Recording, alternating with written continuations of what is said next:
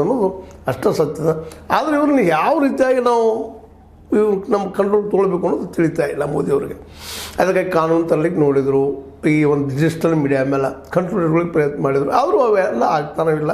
ಅಷ್ಟರಲ್ಲೇ ಪಬ್ಲಿಷ್ ಆಗಿ supreme court ಹೋಗಿ ಮತ್ತೆಲ್ಲ ಹೋಗಿ ಇಲ್ಲಿವರೆಗೆ ಮೋದಿಯವರು ಇವ್ರನ್ನ ಕಂಟ್ರೋಲ್ ಮಾಡಬೇಕು ಅನ್ನುವಂಥ ವಿಷಯ ಅಲ್ಲಿ ಉಳಿತಾ ಇದೆ. ಈ ಸಲ ಏನು ಮಾಡೇ ಬಿಟ್ರಪ್ಪ ಯುದ್ಧದ ನೆಪದಲ್ಲಿ ಅಂತೇಳಿ ಭಾಳಷ್ಟು ಜನ ತಿಳ್ಕೊಂಡಿದ್ರು. ಆದರೆ ಈಗ ಮತ್ತು ಓಪನ್ ಆಗಿದಾವೆ ಈ ರಾಷ್ಟ್ರಮಟ್ಟದ PM ಆಗಿರ್ಬೋದು, ಪುನೀತ್ ಪ್ರಶಾಂತ್ ಬಾಜಪೇಯಿ ಅವರ ಇವರು ಯೂಟ್ಯೂಬ್ ಆಗಿರ್ಬೋದು, ಎರಡು ಸ್ಟಾರ್ಟ್ ಆಗಿದ್ದಾವೆ. ಇವು ಎರಡೂ ಜೊತೆಗೆ ವೈರತೆ ಹೇಳಿದ್ರಿ ಈಗಾಗಲೇ. ಇವೆಲ್ಲವೂ ಈ ಸರ್ಕಾರದ ಸಫಲತೆಗಳನ್ನು ಮತ್ತೇನು ಸಫಲ ಅನ್ನೋಕ್ಕಿಂತ ವಿಫಲತೆಗಳನ್ನು ಹೆಚ್ಚಿಗೆ ಹೇಳುವಂಥದ್ದು, ಜನರಿಗೆ ಮುಟ್ಟಿಸುವಂಥ ಕೆಲಸ.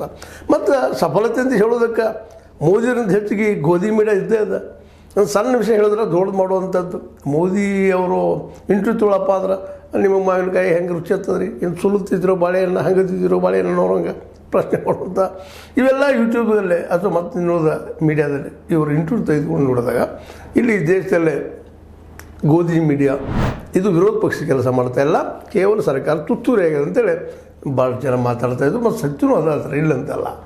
ಈ ನೆಲೆಯಲ್ಲೇ ಮತ್ತೊಮ್ಮೆ ಇವರಿಗೆ ಎಂಟ್ರಿ ಕೊಟ್ಟಿದ್ದು ನಿಜವಾಗಿಯೂ ನಮ್ಮ ದೇಶದ ಈ ಒಂದು ಪತ್ರಿಕಾ ಸ್ವಾತಂತ್ರ್ಯಕ್ಕೆ ಒಂದು ಜಯ ಸಿಕ್ಕಂಗೆ ಆಗಿಬಿಟ್ಟದೆ. ಇದನ್ನು ನಾವು ಇಲ್ಲಿ ಗಮನಿಸಬೇಕಾಗ್ಯದ. ಇನ್ನು ಈ ಯುದ್ಧದ ಸಮಯದಲ್ಲೇ ಅನೇಕ ಕಾನೂನುಗಳಿದ್ವಿಲ್ಲ, ದೇಶ ವಿರೋಧವಾಗಿರಿ ಪಬ್ಲಿಷ್ ಮಾಡ್ತಾರೆ, ಸರ್ಕಾರದ ವಿರುದ್ಧ ಮಾಡ್ತಾರೆ, ಸರ್ಕಾರದ ವಿರುದ್ಧ ದೇಶ ವಿರುದ್ಧ.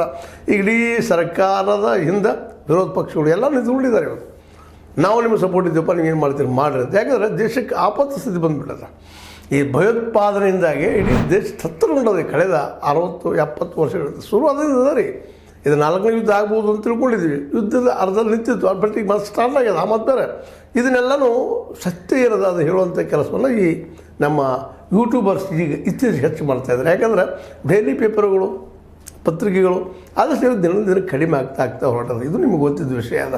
ಹೀಗಾಗಿ ಯೂಟ್ಯೂಬ್ ಮೇಲೆ ಎಲ್ಲರಿಗೂ ಒಂದು ವಿಶ್ವಾಸ ಇದಿಲ್ಲಪ್ಪ ಒಳ್ಳೇದಂತ